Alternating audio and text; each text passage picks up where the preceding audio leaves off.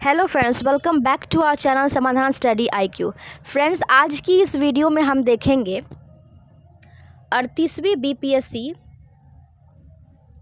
से 66 BPSC के previous year questions, यानी कि 38वीं BPSC से 66 BPSC में जितने भी क्वेश्चन पूछे गए हैं फ्रेंड्स, सभी विषय को हम पार्ट बाय पार्ट डिस्कस करेंगे।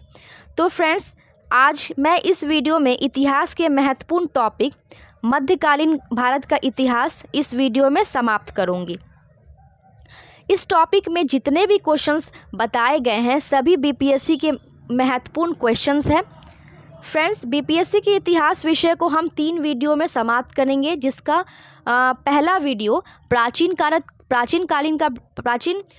भारत का इतिहास मैंने अपलोड कर दिया है। जिन्होंने भी उस वीडियो को अभी तक नहीं देखा है फ्रेंड्स, आप उस वीडियो को ज़रूर देखें, तभी आप इस वीडियो को देखिएगा, आपको ज़्यादा सारे क्वेश्चंस की समझ हो पाएगी। तो उस वीडियो का लिंक मैं डिस्क्रिप्शन बॉक्स में दे दी हूँ, आप उस लिंक से कनेक्ट होकर उस वीडियो को ज़रूर देखें। अगर वीडियो पसंद आए तो लाइक, शेयर और सब्सक्राइब ज़रूर कीजिएगा फ्रेंड्स। तो फ्रेंड्स, मैं इतिहास को 3 वीडियो में समाप्त करूंगी। पहला वीडियो मैं अपलोड कर चुकी हूं, दूसरा मध्यकालीन का भारत का इतिहास होगा और तीसरा आधुनिक भारत का इतिहास होगा। फ्रेंड्स, अगर वीडियो पसंद आए तो लाइक, शेयर और सब्सक्राइब ज़रूर कीजिएगा और इस वीडियो को फ्रेंड्स पूरा देखिएगा, जिससे कि जितने भी डाउट आपको मध्यकालीन भारत के इतिहास से संबंधित होते हैं, सारे डाउट्स मैं इस वीडियो में क्लियर करने वाली हूं। और फ्रेंड्स, इस वीडियो को पूरा देखने के बाद कमेंट करके ज़रूर बताइएगा कि आपको ये वीडियो कैसा लगा, जिससे कि मैं जितने भी महत्वपूर्ण टॉपिक होगा उसका वीडियो मैं ज़रूर आप सभी के सामने लाऊंगी। और बेल आइकन दबाना नहीं भूलिएगा, जिससे कि आने वाले जितने भी महत्वपूर्ण नोटिफिकेशन हो उसका मैसेज आपको सबसे पहले मिले। तो चलिए फ्रेंड्स, ज़्यादा देर ना करते हुए शुरुआत करती हूँ फर्स्ट क्वेश्चन से। पहला क्वेश्चन फ्रेंड्स क्या है कि गुलाम वंश का प्रथम शासक कौन था? तो इसका आंसर है कुतुबुद्दीन ऐबक। देखिए फ्रेंड्स, ये 47 BPSC 2005 और 55 BPSC प्री 2011 में पूछे गए महत्वपूर्ण क्वेश्चन है। तो गुलाम वंश का प्रथम शासक फ्रेंड्स कौन था? तो कुतुबुद्दीन ऐबक। बात की जाए गुलाम वंश की, तो गुलाम वंश की स्थापना 1206 में कुतुबुद्दीन ऐबक के द्वारा किया गया था। और ये जो कुतुबुद्दीन ऐबक थे, ये मोहम्मद गौरी के गुलाम थे। बहुत ही इंपॉर्टेंट क्वेश्चन है। बात की जाए कुतुबुद्दीन ऐबक की, तो कुतुबुद्दीन ऐबक ने अपना राज्य अभिषेक 24 जून 1206 को किया था। इसने अपनी राजधानी लाहौर बनाई थी। ठीक है, बहुत इंपॉर्टेंट क्वेश्चन है। बात की जाए कुतुब मीनार की, तो फ्रेंड्स कुतुब मीनार की जो नींव डाली गई थी वो कुतुबुद्दीन ऐबक के द्वारा डाली गई थी, और इसे पूरा करने का श्रेय किसको जाता है? इल्तुतमिश को जाता है। बहुत ही इंपॉर्टेंट क्वेश्चन है। चलिए फ्रेंड्स, नेक्स्ट क्वेश्चन देख लें। कुतुबुद्दीन ऐबक की राजधानी क्या थी? मैंने अभी तुरंत बताया आपको कि कुतुबुद्दीन ऐबक की राजधानी जो थी वो लाहौर थी। ठीक है, नेक्स्ट क्वेश्चन देख लें। 2.5 दिन का झोपड़ा क्या है? तो 2.5 दिन का जो झोपड़ा है फ्रेंड्स, ये है मस्जिद। ठीक है, तो 2.5 दिन का झोपड़ा जो है मस्जिद, ये किसके द्वारा फ्रेंड्स निर्माण किया गया था? तो ये कुतुबुद्दीन ऐबक के द्वारा ही निर्माण किया गया था। ठीक है फ्रेंड्स, कुतुबुद्दीन ऐबक को और भी नाम से जाना जाता है, जो कि है लाख बख्श।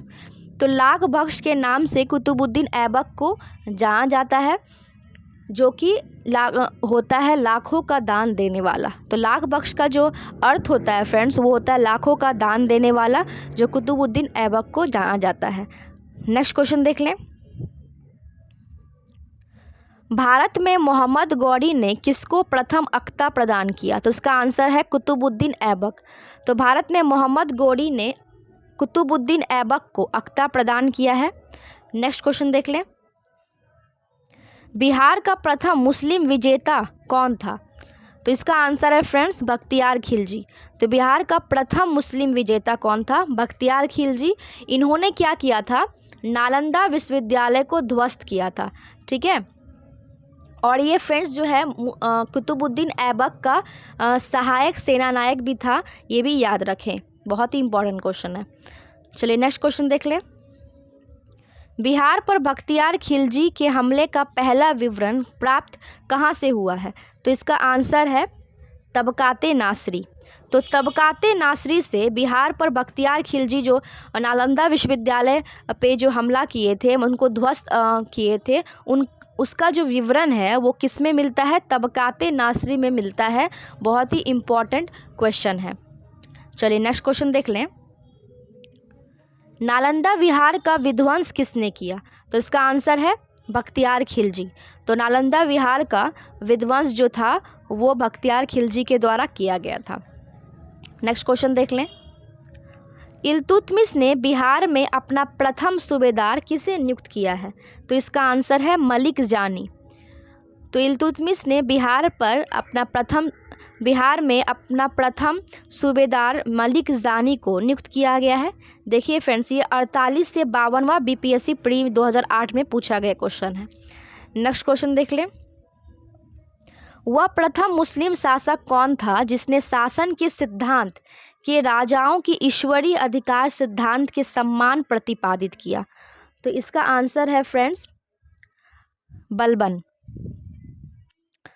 तो वह प्रथम मुस्लिम कौन था? ये बलबन ही था, जो शासन के सिद्धांत के राजाओं को ईश्वरीय अधिकार सिद्धांत के सम्मान को प्रतिपादित किया।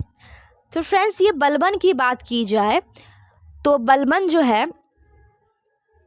ये जो है 1266 में गियासुद्दीन बलबन के नाम से दिल्ली की गद्दी पर बैठे थे।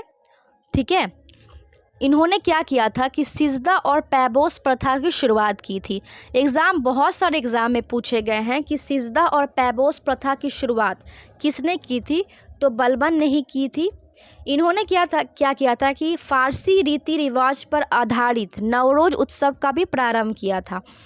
ठीक है, इन्होंने लौ एवं रक्त की नीति भी अपनाई थी। ठीक है, और इन्होंने इनको क्या किया गया था कि नसरुद्दीन महमूद जो इनके दामाद थे, नसरुद्दीन महमूद के द्वारा इनको उलूग खां की उपाधि भी प्रदान की गई थी। बहुत ही ज़्यादा महत्वपूर्ण क्वेश्चन है।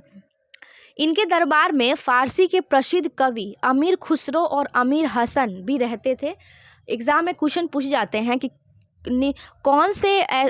किसके दरबार में फ़ारसी के प्रसिद्ध कवि अमीर खुसरो और अमीर हसन रहते थे? तो आप टिक कीजिएगा बलबन। ठीक है, जितने भी फैक्ट्स मैंने बताए हैं सारे इम्पॉर्टेंट हैं। चलिए नेक्स्ट क्वेश्चन देख लें। किस दिल्ली सुल्तान ने लौ एवं रक्त की नीति अपनाई? देखिए, मैंने फ्रेंड्स जस्ट आप सभी को बताया था, तो इसका आंसर क्या है? बलबन। देखिए, पिछले ही 66 बीपीएससी प्री 2020 में क्वेश्चन ये पूछा गया है। इसलिए फ्रेंड्स, मैं जितने भी एक्स्ट्रा फैक्ट्स आप सभी को बता रही हूँ सारे ही आप कॉपी में नोट डाउन ज़रूर करें, क्योंकि ये सारे क्वेश्चन मैं जो बताऊँगी सारे ही इम्पॉर्टेंट और किसी न किसी एग्ज़ाम में पूछे गए क्वेश्चन है। ठीक है, तो लौ एवं रक्त की नीति किसने अपनाई है फ्रेंड्स? तो बलबन ने ही अपनाई थी। नेक्स्ट क्वेश्चन देख लें। जब उसने राजत्व प्राप्त किया तो शरीयत के नियमों और आदेशों से पूर्णतः स्वतंत्र हुआ। बर्नी ने यह कथन किस सुल्तान के लिए कहा है? तो फ्रेंड्स, ये किस सुल्तान ने क्या कहा है? अलाउद्दीन खिलजी। ठीक है, तो ये किसके द्वारा कहा गया? अलाउद्दीन खिलजी। बात की जाए फ्रेंड्स अलाउद्दीन खिलजी की, तो ये खिलजी वंश से संबंधित थे। ठीक है, गुलाम वंश के समाप्त होने के बाद खिलजी वंश की जो स्थापना की थी वो जलालुद्दीन फिरोज खिलजी के द्वारा की गई थी। ठीक है, बात की जाए अलाउद्दीन खिलजी की, तो अलाउद्दीन खिलजी जो है 22 अक्टूबर 1296 में अलाउद्दीन खिलजी था वो दिल्ली का सुल्तान बना था। ठीक है, इनका जो बचपन का नाम फ्रेंड्स क्या था? अली और गुरुसास्प था। बहुत सारे क्वेश्चंस, ये जो क्वेश्चन है एग्ज़ाम में पूछे गए हैं कि अली और गुरुसास्प किसे कहा जाता है, तो आप कहेंगे कि अलाउद्दीन खिलजी को ये कहा जाता है। ठीक है। इन्होंने क्या की थी कि सेना को नकद वेतन देने के लिए स्थायी सेना की नींव रखी। बहुत ही इम्पोर्टेंट क्वेश्चन है। इन्होंने घोड़ा दागना और सैनिक का हुलिया लिखने की प्रथा भी शुरुआत की थी। इन्होंने क्या किया था कि भू राजस्व की दर को बढ़ाकर उपज का क्या किया था फ्रेंड्स, आधा भाग 1/2 भाग कर दिया था। ठीक है, बहुत ही इंपॉर्टेंट क्वेश्चन। मैंने जितने फैक्ट्स मैंने बताए हैं फ्रेंड्स अलाउद्दीन खिलजी से संबंधित, सारे ही इंपॉर्टेंट है, कॉपी में नोट डाउन ज़रूर करें। और एक इम्पॉर्टेंट फैक्ट ये भी है, बहुत ही एग्जाम में पूछे गए हैं कि मूल्य नियंत्रण प्रणाली किसने लागू किया है, तो आप ये ज़रूर टिक कीजिएगा, अलाउद्दीन खिलजी। अलाउद्दीन खिलजी के द्वारा मूल्य नियंत्रण प्रणाली को भी लागू किया गया है। ठीक है, नेक्स्ट क्वेश्चन देख लें। अलाउद्दीन खिलजी के प्रसिद्ध सेनापतियों में किसकी मंगोलों के विरुद्ध लड़ते हुए मृत्यु हो गई, तो इसका आंसर है फ्रेंड्स जफ़र खान। ठीक है, तो अलाउद्दीन का प्रसिद्ध सेनापति जफ़र खान जो थे वो मंगोलों के विरुद्ध लड़ते हुए मारे गए थे, जो अपने समय में बहुत ही श्रेष्ठ और साहसी सेनापति थे। बहुत ही इम्पोर्टेंट क्वेश्चन है, आगे देख लें। रानी पद्मिनी का नाम अलाउद्दीन की चित्तौड़ विजय से जोड़ा जाता है, इसके पति का नाम क्या है, तो राणा रतन सिंह। तो रानी पद्मिनी का जो नाम अलाउद्दीन की चित्तौड़ विजय से जुड़ा जाता है, तो इनके पति का नाम क्या है फ्रेंड्स, राणा रतन सिंह। ठीक है, नेक्स्ट क्वेश्चन देख लें। अलाउद्दीन खिलजी के आक्रमण के समय देवगिरी का शासक कौन था, तो इसका आंसर है फ्रेंड्स रामचंद्र देव। तो अलाउद्दीन के आक्रमण के समय देवगिरी का शासक जो था वो रामचंद्र देव था। बहुत ही इंपॉर्टेंट क्वेश्चन है, एक कॉपी में नोट डाउन ज़रूर करें। ठीक है फ्रेंड्स, ये जो अलाउद्दीन खिलजी है इसके बारे में एक और फैक्ट जान लीजिए कि अलाउद्दीन खिलजी को इस्लामी वास्तुकला का रत्न भी कहा जाता है। इन्होंने क्या किया था कि अलाई दरवाज़ा, सीढ़ी का किला और 1000 खंबा महल का भी निर्माण किया था। ठीक है, चलिए नेक्स्ट क्वेश्चन देख लें। किस सुल्तान के काल में खालसा भूमि अधिक पैमाने पर विकसित हुई थी, तो इसका आंसर है अलाउद्दीन खिलजी। तो अलाउद्दीन खिलजी के काल में खालसा भूमि अधिक पैमाने पर विकसित हुई थी। ठीक है, नेक्स्ट क्वेश्चन देख लें।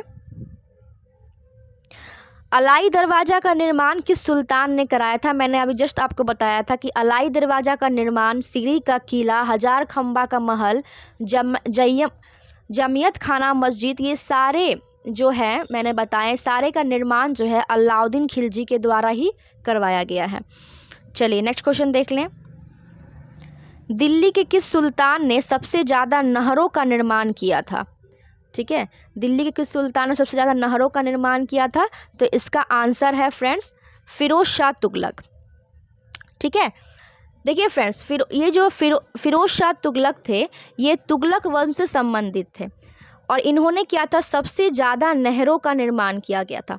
देखिए फ्रेंड्स, इसमें 2 क्वेश्चन बनते हैं। अगर सबसे ज़्यादा नहरों की बात की जाए तो फिरोज शाह तुगलक के द्वारा निर्माण किया गया था।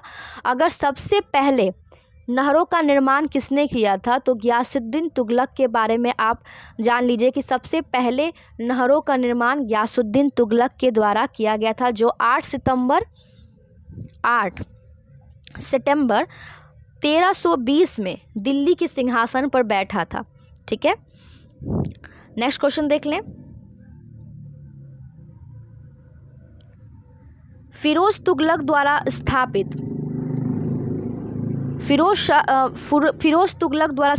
दार उल शफा क्या था, तो ये क्या था फ्रेंड्स, खैराती अस्पताल। तो फिरोज शाह तुगलक द्वारा स्थापित जो था ये दार उल शफा, ये था एक खैराती अस्पताल था। बहुत ही इम्पॉर्टेंट क्वेश्चन है फ्रेंड्स, याद रखें। नेक्स्ट क्वेश्चन देख लें। निम्नलिखित में से किस सुल्तान ने बेरोजगारों को रोजगार दिलवाया था, तो इसका आंसर है फ्रेंड्स फिरोज शाह तुगलक। तो फिरोज शाह तुगलक के द्वारा बेरोजगारों को क्या किया गया था, रोजगार दिलाया गया था। ठीक है, इन्होंने फ्रेंड्स क्या किया था, ये फ़िरोज़ शाह तुगलक के बारे में भी कुछ और भी इम्पॉर्टेंट फैक्ट्स है, ये भी जान लीजिए कि फ्रेंड्स फ़िरोज़ शाह तुगलक ब्राह्मणों पर जजिया कर लागू करने वाला ये क्या था, पहला मुसलमान शासक था। ठीक है, इन्होंने एक नया कर, सिंचाई कर भी लगाया था, जो उपज का क्या था, 1/10 भाग था। ठीक है, इन्होंने 5 बड़ी नहरों का और 300 नए नगरों की स्थापना की। एग्ज़ाम में बहुत सारे क्वेश्चन पूछे जाते हैं कि 5 नई नहरों का निर्माण किसने किया था, तो आप टिक कीजिएगा फ़िरोज़ शाह तुगलक। और इन्होंने 300 नए नगरों का भी निर्माण कराया था। ठीक है, बहुत ही इम्पॉर्टेंट फैक्ट मैंने बताया, सारे ही इम्पॉर्टेंट क्वेश्चन है। और इन्होंने दासों की देखभाल के लिए फ़िरोज़ शाह तुगलक जो है, दासों के देखभाल के लिए एक नए विभाग, उस विभाग का नाम क्या था, दीवाने बंदकान।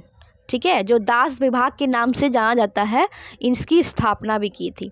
ठीक है, चलिए नेक्स्ट क्वेश्चन देख लें। निम्नलिखित में से किस सुल्तान के दरबार में सबसे अधिक गुलाम थे, तो इसका आंसर है क्या है, फ़िरोज़ शाह तुगलक। तो फ़िरोज़ को दासों का बहुत शौक़ था। ठीक है, ये जो गुलाम का बहुत शौक़ था, इन्होंने उसके दासों की संख्या संभवतः अगर कहा जाए तो 1,80,000 तक पहुंच गई थी। ठीक है, जिसे क्या नाम बताया था मैंने कि दासों को क्या कहा था, दीवाने बंदगान। दास विभाग को क्या कहा था, दीवाने बंदगान। ठीक है, चलिए नेक्स्ट क्वेश्चन देख लें। निम्नलिखित में से किस सुल्तान ने फलों की गुणवत्ता सुधारने के लिए एक उपाय किए थे, तो इसका आंसर है फ़िरोज़ शाह तुगलक। तो फ़िरोज़ शाह तुगलक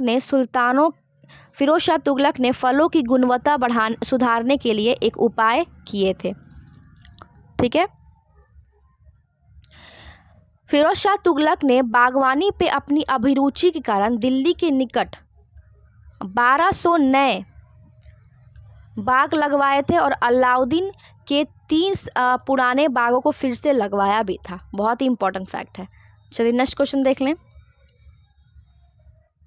फारसी यात्री अब्दुल रज़ाक भारत के किस राजा के शासनकाल में आया था, तो इसका आंसर है फ्रेंड्स देवराय द्वितीय।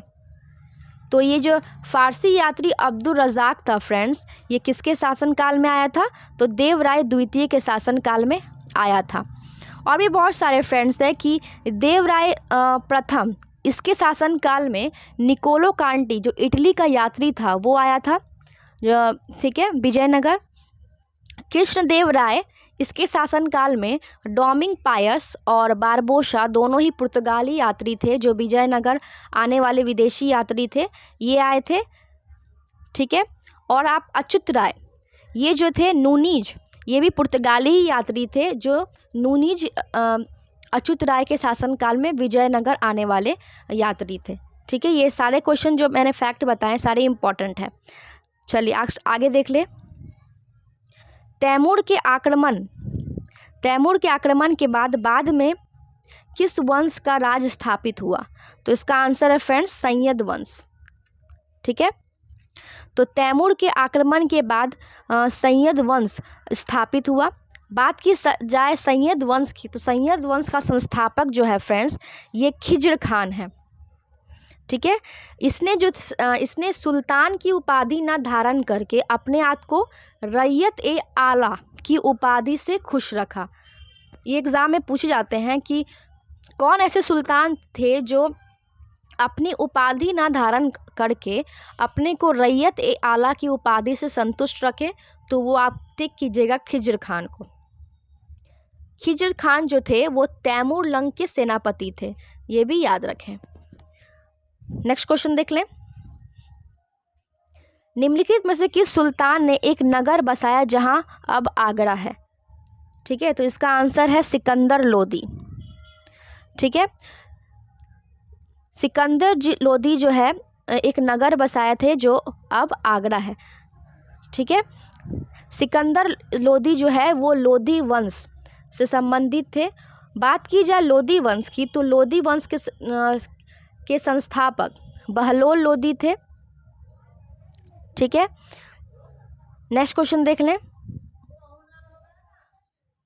विजयनगर के उस पहले शासक की पहचान करें जिसने बहमनियों से गोवा को छीना था। तो इसका आंसर है हरिहर द्वितीय। तो हरिहर द्वितीय जो थे वह पहले शासक थे जिन्होंने बहमनियों से गोवा को छीना था। ठीक है, नेक्स्ट क्वेश्चन देख लें। विजयनगर के राजा कृष्णदेव राय ने गोलकुंडा का युद्ध किस राजा के साथ लड़ा था? तो इसका आंसर है फ्रेंड्स कुली कुतुब शाह। तो विजयनगर के जो राजा थे वो कृष्णदेव राय ने गोलकुंडा का युद्ध जो था वो कुली कुतुब शाह के साथ लड़ा था। कब लड़ा था? 1512 में। ये भी याद रखें। चलिए, बात की जाए कृष्णदेव राय की, तो ये जो है तुलु वंश से संबंधित था। तुलु वंश का महान शासक था जो 8 अगस्त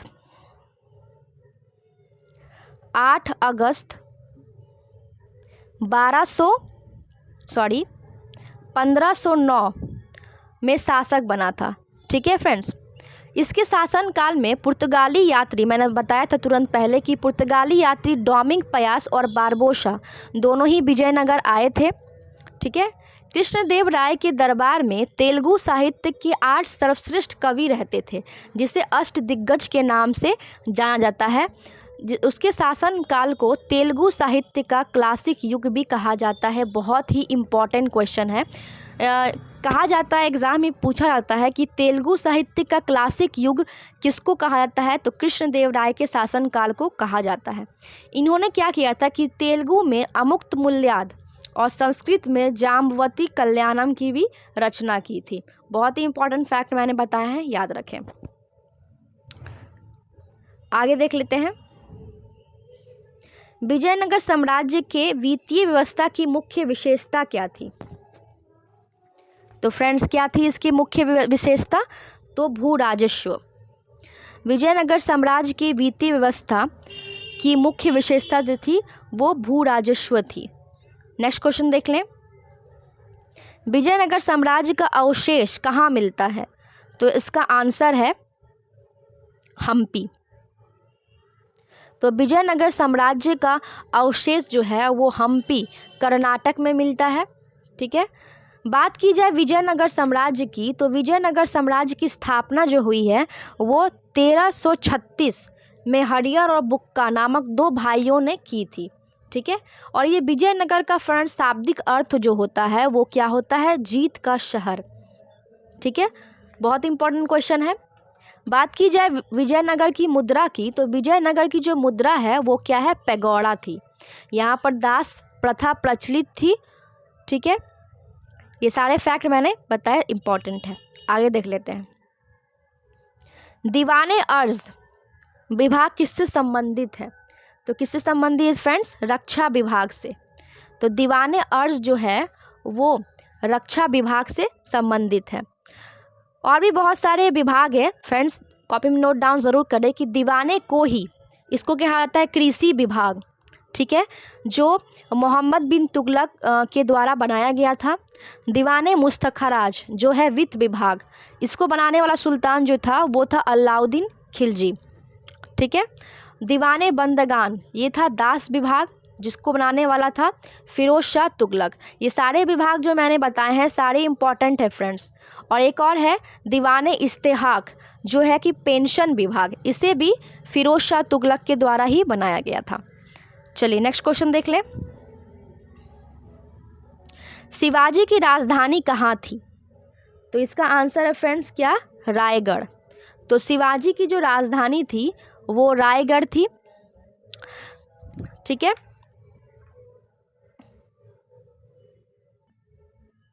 बात की जाए फ्रेंड्स शिवाजी की, तो शिवाजी जो ये मराठा साम्राज्य का संस्थापक था। मराठा साम्राज्य का संस्थापक कौन था? शिवाजी था। इनका जो जन्म हुआ है फ्रेंड्स ये कब हुआ है? 6 अप्रैल 1627 में शिवनेर दुर्ग, ठीक है, ये में हुआ है। इनका जो पिता का नाम था शाहजी भोसले और माता का नाम क्या था फ्रेंड्स? जीजाभाई। बहुत ही इंपॉर्टेंट क्वेश्चन है। ठीक है, नेक्स्ट क्वेश्चन देख लें।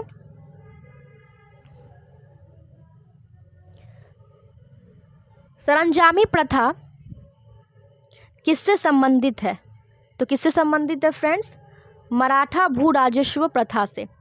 तो मराठा काल में सरंजामी प्रथा भू राज्य प्रशासन से संबंधित है।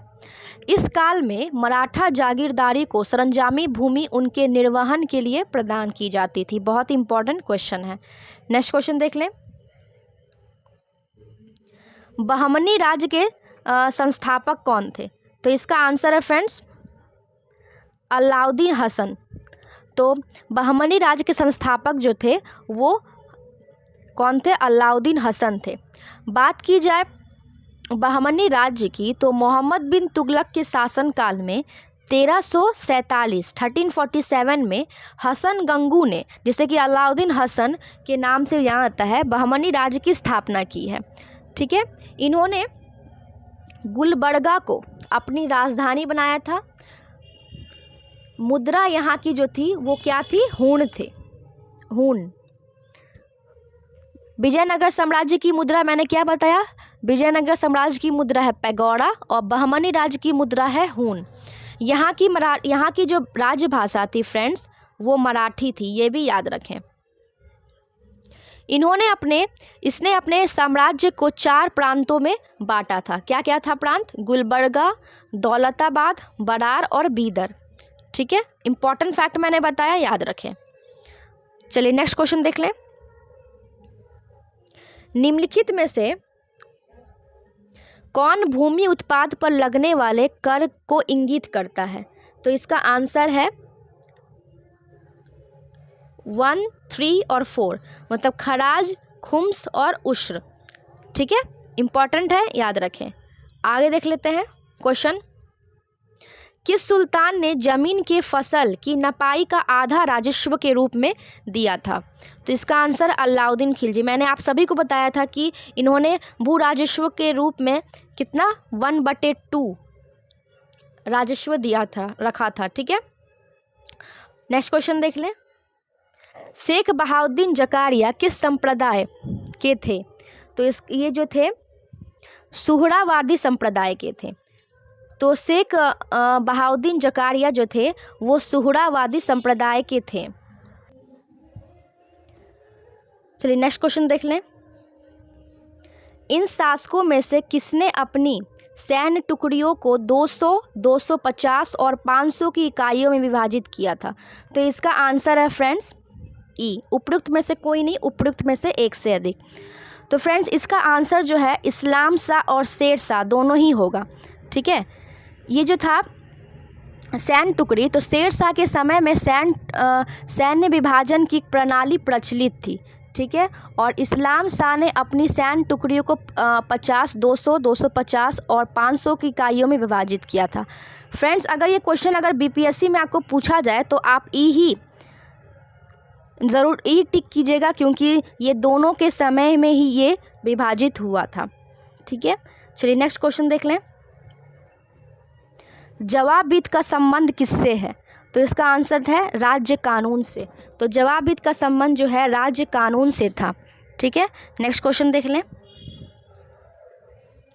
सल्तनत काल में सिक्के, टंका, ससगनी एवं जीतल किन धातुओं के थे? तो इसका आंसर है चांदी, तांबा। ठीक है, तो सीसा टंका जो था वो चांदी का था, ससगनी जो था वो भी चांदी का था और जीतल जो था वो तांबा का था। ठीक है, बात की जाए टंका और जीतल की, ये टंका और जीतल का इसका अनुपात 1:48 था, ये याद रखें। ठीक है, नेक्स्ट क्वेश्चन देख लें। भारत में कागज का प्रयोग कब से प्रारंभ हुआ? तो इसका आंसर है 12वीं शताब्दी। तो विश्व में सर्वप्रथम कागज का आविष्कार आप सभी को पता है कि चीन में हुआ है, और भारत में कागज का प्रयोग 12वीं शताब्दी में प्रारंभ हुआ था। बहुत ही इंपॉर्टेंट क्वेश्चन है। नेक्स्ट क्वेश्चन देख लें। तबकाते नासरी का लेखक कौन था? तो इसका आंसर है मिन्हास उस सिराज। तो तबकाते नासरी का जो लेखक था वो मिन्हास उस सिराज था। जो कि सुल्तान नसरुद्दीन को समर्पित किया गया है। इसमें फ्रेंड्स कितने अध्याय हैं, तो इसमें ये याद रखें कि इसमें 23 अध्याय हैं। ठीक है। और बात की जाए इसकी अंग्रेजी अनुवाद की, तो रॉबर्टी जो है इनके अंग्रेजी अनुवादी हैं, मतलब अंग्रेज में इनका अनुवाद किए हैं। चलिए नेक्स्ट क्वेश्चन देख लें। सभी भक्ति संतों के मध्य एक समान विशेषता थी कि उन्होंने अपनी वाणी को उसी भाषा में लिखा जिससे कि भक्त समझ सकते थे। ठीक है। नेक्स्ट क्वेश्चन देख लें। निम्नलिखित में से किस सुल्तान ने निजामुद्दीन औलिया से भेंट करने से इनकार कर दिया? तो इसका आंसर है अलाउद्दीन खिलजी। तो शेख निजामुद्दीन औलिया निजामुद्दीन औलिया ने अलाउद्दीन खिलजी से भेंट करने से इनकार कर दिया। ठीक है। चलिए नेक्स्ट क्वेश्चन देख लें। बारहमासा की रचना किसने की थी? तो इसका आंसर है मलिक मोहम्मद जायसी। तो बारहमासा की रचना जो थी वो मलिक मोहम्मद जायसी ने की थी। ठीक है। जायसी की जो मलिक मोहम्मद जायसी की पद्मावत अखराट एवं आखिरी कलाम में से पद्मावत को हिंदी साहित्य का महत्वपूर्ण स्थान है। बहुत ही इंपॉर्टेंट फैक्ट है, याद रखें। नेक्स्ट क्वेश्चन देख लें। पानीपत के युद्ध में बाबर का जीत का मुख्य कारण क्या था? तो इसका आंसर है उनकी सैन्य कुशलता। तो पानीपत के युद्ध में बाबर की जीत का मुख्य कारण जो था उनकी सैन्य कुशलता थी। बात की जाए पानीपत के प्रथम युद्ध की, तो पानीपत का जो प्रथम युद्ध हुआ था वो 21 अप्रैल 1526 में इब्राहिम लोदी और बाबर के बीच हुआ था, जिसमें बाबर विजयी हुआ था। ये याद रखें। ठीक है। बाबर के द्वारा और भी बहुत सारे युद्ध थे जो लड़े गए थे। वो थे खानवा का युद्ध, चंदेरी का युद्ध और घाघरा का युद्ध, जिसमें सभी जो युद्ध हुए थे सभी में बाबर विजयी हुआ था। नेक्स्ट क्वेश्चन देख लें। तुजुक-ए बाबरी किस भाषा में लिखा गया है? तो इसका आंसर है तुर्की। तो तुजुक-ए बाबरी जो है, जिसको बाबरनामा भी कहा जाता है, इसको तुर्की भाषा में लिखा गया है। ठीक है। नेक्स्ट क्वेश्चन देख लें। हुमायूं ने चुनार दुर्ग पर प्रथम बार आक्रमण कब किया? तो इसका आंसर है 1532। तो हुमायूं ने चुनार दुर्ग पर प्रथम बार आक्रमण 1532 में किया था। ठीक है। इन्होंने क्या किया था? 1531 में कालिंजर पर आक्रमण किया था और उसके बाद 1532 में चुनार दुर्ग पर प्रथम बार आक्रमण किया था। चलिए नेक्स्ट क्वेश्चन देख लें। निम्नलिखित में से किसने अपने बादशाह पति के लिए मकबरे का निर्माण करवाया था? तो इसका आंसर है हाजी बेगम। तो हाजी बेगम ने अपने पति हुमायूं के मकबरे का निर्माण दिल्ली में 1564 में करवाया था। ठीक है। बहुत ही इंपॉर्टेंट क्वेश्चन है। श्वेत संगमरमर से ये बना, यह भारत का प्रथम गुंबद वाला मकबरा है। ये क्वेश्चन पूछा जाएगा। जो हाजी बेगम जो थी, जिन्होंने अपने पति हुमायूं के लिए मकबरा बनाया था, वो जो था वो कैसा था? गुंबद वाला मकबरा था। ठीक है। नेक्स्ट क्वेश्चन देख लें। हुमायूं नामा की रचना किसने की थी? तो किसने की थी फ्रेंड्स? गुलबदन बेगम ने। तो हुमायूं नामा की रचना जो थी गुलबदन बेगम ने की थी। ठीक है। बात की जाए फ्रेंड्स हुमायूं की, तो हुमायूं जो थे वो 29 दिसंबर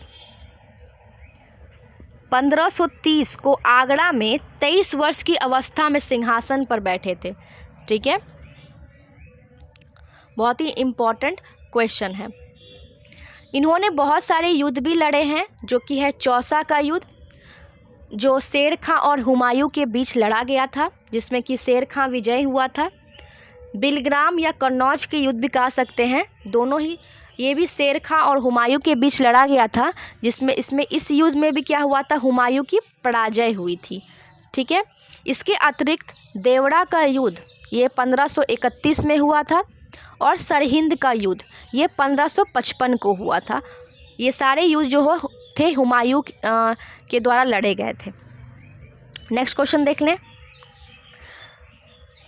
हुमायूं द्वारा लड़े गए 4 प्रमुख युद्धों का तिथि अनुसार सही क्रम अंकित करें और युद्ध स्थलों के नाम नीचे अंकित करें।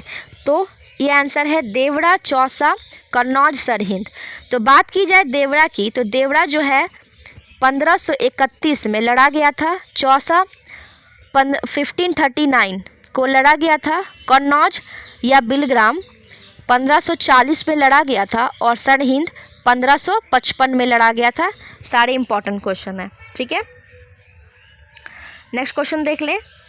निम्नलिखित में से किस सुल्तान ने पहले हजरत आला की उपाधि अपनाई और बाद में सुल्तान की? तो इसका आंसर है शेरशाह सूरी। तो शेरशाह सूरी जो थे वे पहले हजरत आला की उपाधि अपनाई थी और बाद में सुल्तान की। ये जो शेरशाह सूरी थे वो सूर साम्राज्य के संस्थापक थे। बहुत ही इंपॉर्टेंट क्वेश्चन है। इनका बचपन का नाम क्या था? फरीद खान था, ठीक है। नेक्स्ट क्वेश्चन देख लें। हल्दी घाटी के युद्ध में महाराणा प्रताप की सेना के सेनापति कौन थे? तो इसका आंसर फ्रेंड्स क्या है?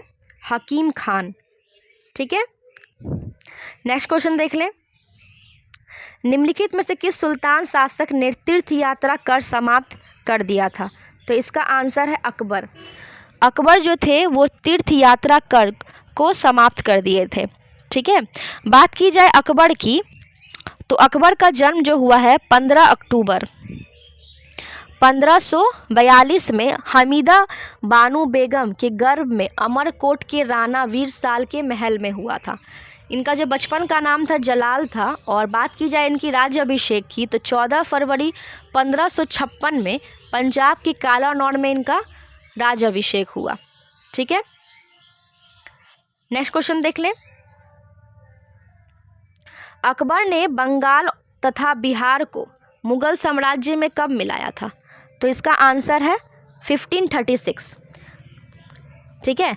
तो अकबर ने 1576 अकबर ने बंगाल और बिहार को मुगल साम्राज्य में 1576 में मिलाया था, ठीक है।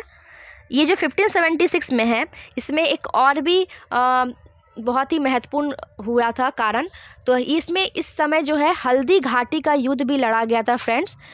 हल्दी घाटी का युद्ध जो है 18 जून 1576 को मेवाड़ के शासक महाराणा प्रताप और अकबर के बीच ये लड़ा गया था। इस युद्ध में जो था फ्रेंड्स अकबर की विजय हुई थी। इस युद्ध में मुगल सेना का जो नेतृत्व कर रहे थे वो मान सिंह और आसफ खान ने किया था, और जिसमें कि अकबर का सेनापति कौन था? मान सिंह था, ठीक है। इम्पॉर्टेंट ये युद्ध है, याद रखें। नेक्स्ट क्वेश्चन देख ले। भारत में किसके शासनकाल में इंग्लिश ईस्ट इंडिया कंपनी का गठन हुआ था? बहुत ही इम्पॉर्टेंट क्वेश्चन है। इसका आंसर है अकबर। अकबर के समय में ईस्ट इंडिया कंपनी की भी गठन किया गया था। इंग्लिश ईस्ट इंडिया कंपनी की शुरुआत कब हुई थी फ्रेंड्स? 1600, ठीक है। और 1605 तक, मतलब कि 1542 से 1605 के बीच अकबर का शासनकाल था, जिसमें कि ईस्ट इंडिया कंपनी का गठन हुआ था 1600 में, ठीक है। नेक्स्ट क्वेश्चन देख लें। इत्माद उद्दौला का मकबरा आगरा में किसने बनवाया था? तो किसने बनवाया था फ्रेंड्स?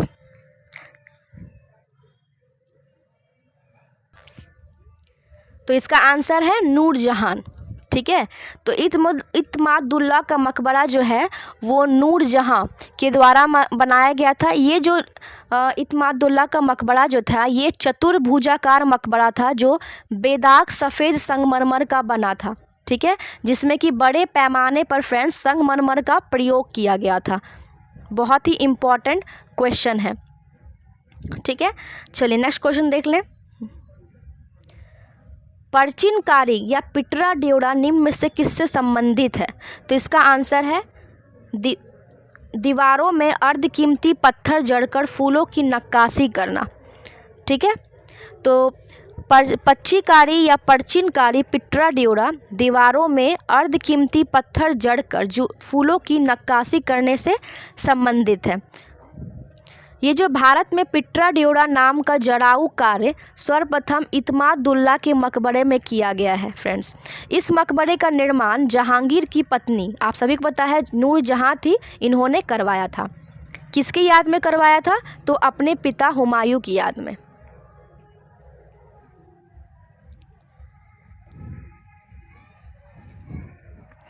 चलिए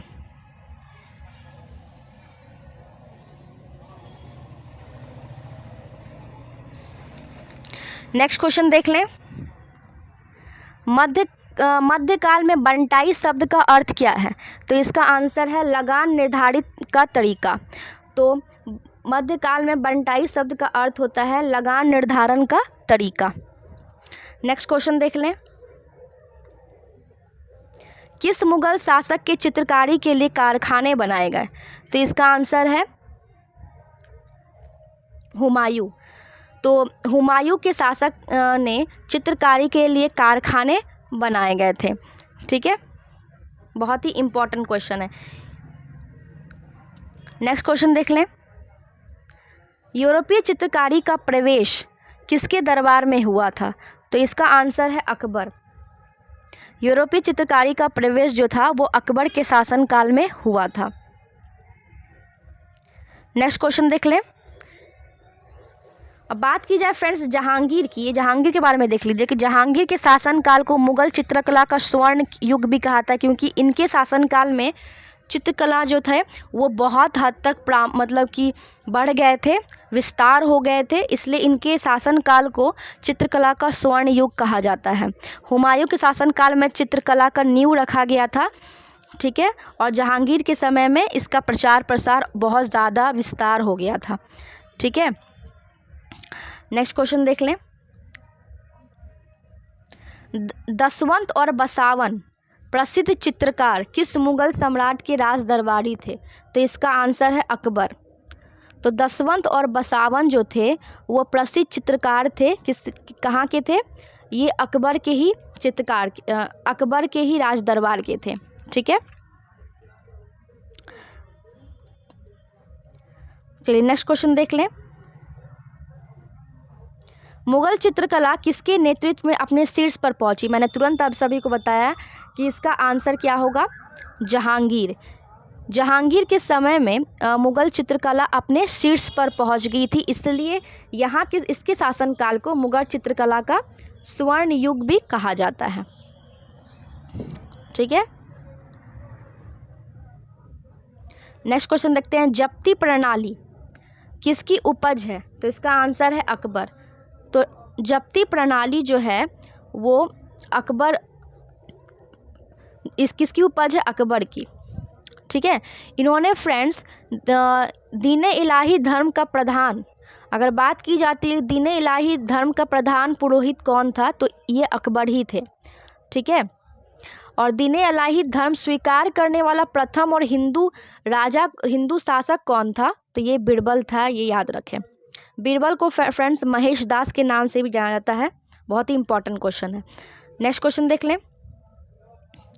यह कथन किसका है कि अकबर के शासन में इलाहाबाद में 40 स्तंभ युक्त मंजिल के निर्माण में 5000 से 20,000 लोगों ने 40 साल तक काम किया था? तो इसका आंसर है विलियम फिंच। तो विलियम फिंच के अनुसार इलाहाबाद स्थित पैलेस ऑफ 40 पिलर्स के निर्माण में 40 वर्ष लगे और इसके निर्माण हेतु 5000 से 20,000 लोगों ने काम किया था। बहुत ही इम्पॉर्टेंट फैक्ट है। आगे देख लेते हैं। कश्मीर का अकबर के नाम से किस प्रसिद्ध सुल्तान को जाना जाता है? तो इसका आंसर है सुल्तान जैनुल आबदीन। तो अकबर के सम्मान, धर्म सहिष्णु और सामाजिक कार्यों के लिए सुल्तान जैनुल आबदीन को कश्मीर का अकबर कहा जाता है। इन्होंने क्या किया था कि संस्कृत में अनेक महत्वपूर्ण ग्रंथों को अनुवाद करवाया था और श्री भट्ट और मंसूर बिन अहमद जैसे वैद्यों को भी संरक्षण प्रदान किया था। फ्रेंड्स, अगर वीडियो आपको अच्छा लग रहा है तो फ्रेंड्स प्लीज़ लाइक और शेयर सब्सक्राइब ज़रूर कीजिएगा और वीडियो को स्किप मत कीजिएगा क्योंकि बहुत सारे इंपॉर्टेंट फैक्ट्स मैं बता रही हूँ जो कि इम्पॉर्टेंट है आने वाले किसी भी एग्ज़ाम के लिए। चलिए नेक्स्ट क्वेश्चन देख लें। दो अस्पा और सिंह अस्पा प्रथा किसने शुरू की थी? तो इसका आंसर है फ्रेंड्स जहांगीर। ठीक है, तो दो अस्पा और सिंह अस्पा जो था वो जहांगीर ने शुरू की थी। फ्रेंड्स बात की जाए जहांगीर की, तो जहांगीर जो है 24 अक्टूबर 1605 में नसरुद्दीन महमूद जहांगीर बादशाह गाजी की उपाधि धारण कर गद्दी पर बैठा था। इनका जन्म जो हुआ था 30 अगस्त 1569 को हुआ था। इसे क्या कहा जाता है? न्याय के जंजीर के नाम से भी याद किया जाता है। इसकी जो जंजीर थी वो सोने की बनी थी, जो आगरा के किला के शाह बुर्ज और यमुना तट पर स्थित पत्थर के खंभे में लगवाई गई थी। ठीक है फ्रेंड्स, बात की जाए जहांगीर की आत्मकथा, तो इसकी जो आत्मकथा इन्होंने खुद लिखी थी तुजुक ए जहांगीरी, लेकिन इन्हें पूरा करने का श्रेय किसको जाता है? मोहतबिन खान को जाता है। ये बहुत सारे एग्जाम में पूछे गए हैं, इंपॉर्टेंट क्वेश्चन है। चलिए नेक्स्ट क्वेश्चन देख लें।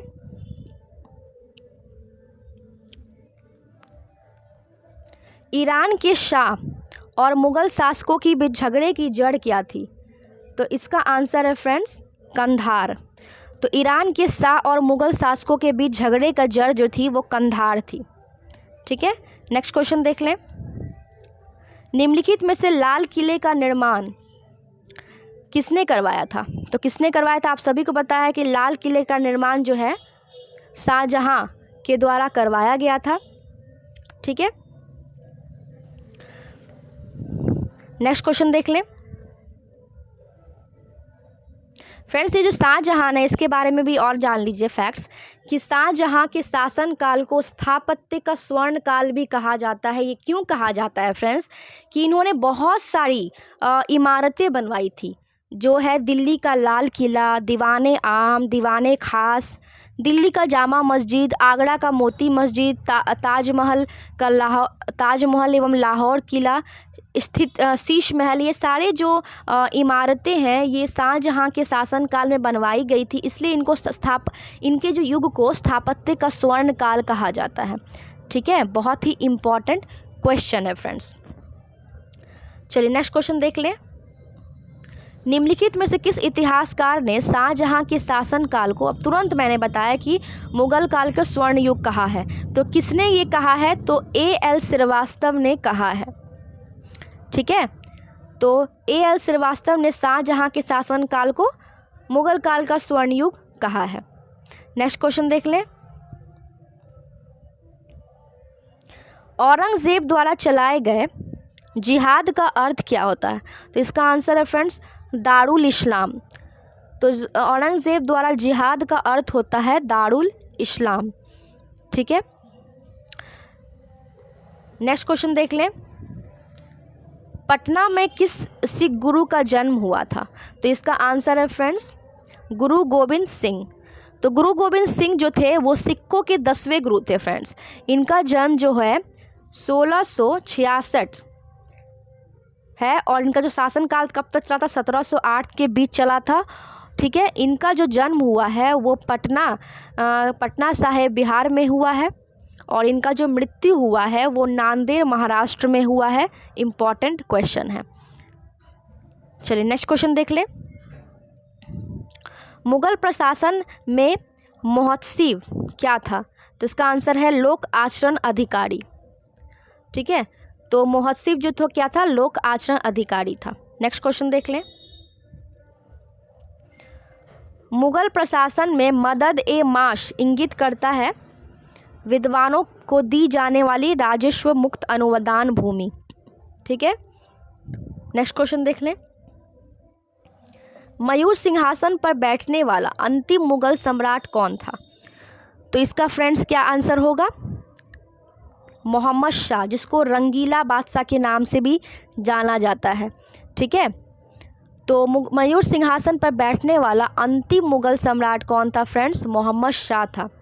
ठीक है, चलिए इस वीडियो का अंतिम क्वेश्चन देख लेते हैं। Question number 75। निम्नलिखित में से किस मुगल बादशाह को वजीर गाजीउद्दीन ने दिल्ली में दाखिल नहीं होने दिया था? तो इसका आंसर है शाह आलम द्वितीय।